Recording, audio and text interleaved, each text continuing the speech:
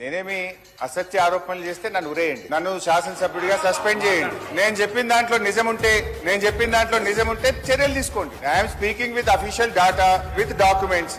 ఇప్పుడు తప్పు నాదైతే నన్ను ఉరేయండి, లేదు తప్పు దీనికి బాధ్యులు ఎవరు, రాష్ట్ర ఖజానాకు కొల్లగొట్టింది ఎవరు, రాష్ట్ర ఖజానాకు రావాల్సిన డబ్బులను అన్యాయంగా అక్రమంగా క్రషర్లు నడిపి ఎవరైతే నడుపుతున్నారో వాళ్ళనే చర్య తీసుకోండి.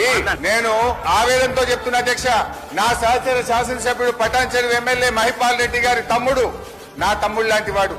మేము ఉద్యమంలో పార్టీలో 20 ఏళ్లు కలిసి పనిచేసినాం.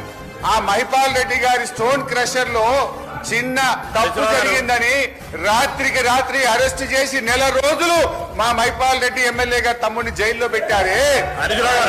ప్రతిపక్షానికి ఒక న్యాయం, అధికార పక్షానికి ఒక న్యాయం ఉంటుందా? Sir I'm not yielding sir, please sir. Patancheru MLA కుటుంబ సభ్యుల మీద జరుగుతేనేమో జైలు పాలవుతారు. మరి మన రాష్ట్రంలో ముఖ్య నేతకు సంబంధించిన రాఘవ కన్స్ట్రక్షన్